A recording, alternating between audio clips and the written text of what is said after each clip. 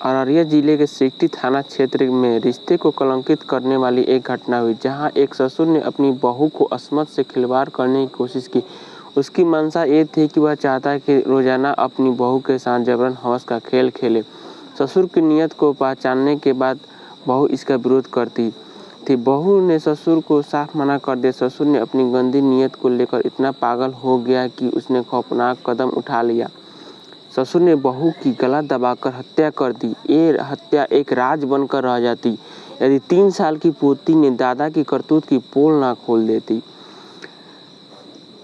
हत्या से 3 साल पहले किशोर मंडल की शादी मधु से होती है। मधु वैसे तो बहुत हिंदू रीति रिवाज से शादी करके अपने ससुराल आई थी।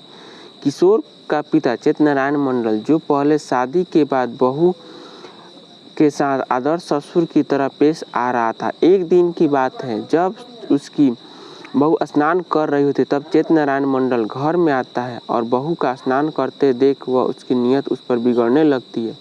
वैसे तो मधु बहुत सुशील औरत थी, लेकिन वह बहुत खूबसूरत थी। साड़ी में मानो वह परी लगती थी। जब ससुर ने उसको नहाते देखा तो उसके मन में हवस की भावना उठने लगी। वह अपनी बहू को किसी भी तरह अपने साथ सोने के लिए राजी कर लेना चाहता था। वह रोज रोज नए तरीके भी अपनाता था। बहू के पास रहने के लिए खुद खेत में नहीं जाता और बेटे को खेत में भेज देता था।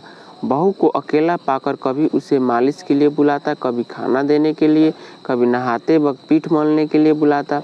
बहू एक आदर्श बहू की तरह अपने ससुर का सब बात मानती है। वह अपने को सहज पाती है। मालिश करते वक्त ससुर होता है तो अपनी जांघ की मालिश कराता है। जांघों के बाद वह पूरी बॉडी की मालिश कराता है। धीरे धीरे अपने सारे कपड़े उतार देता है। साथ में जैसे ही बहू मालिश खत्म करके चलती है तो उसकी साड़ी पे पैर रख देता है। यह सब देखकर बहू शर्मा कर वहाँ से चली जाती है। सोचती है कि किशोर से बताए। फिर वह सोचते हैं कि किशोर उसकी बात का विश्वास करेगा कि नहीं करे, इसलिए चुप रहती है। लेकिन इधर ससुर की और हरकतें बढ़ती जाती है। वह अब खुलेआम बहू की आबरू को टच करने लगता है। गालों को पकड़ता है, कभी कभी बम पर हाथ फेरता है, जबरदस्ती बाहों में पकड़ता था।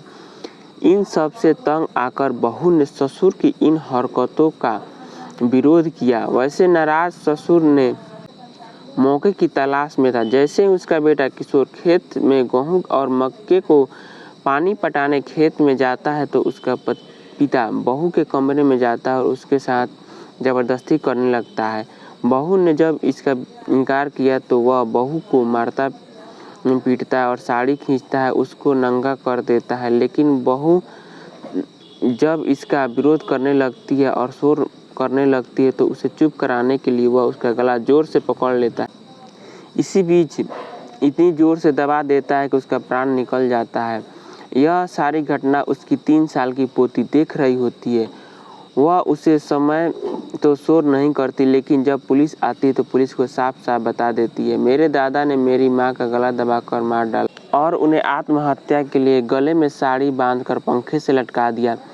इसका जब खुलासा होता है तो किशोर को बड़ा दुख होता है। वह बहुत रोता है, अपने पिता को बड़ा बुरा कहता है और पिता को पुलिस पकड़ कर ले जाती है। उसे पर केस चल रहा है। कोर्ट जो फैसला करती है उसे पर सबकी निगाहें रहेंगी।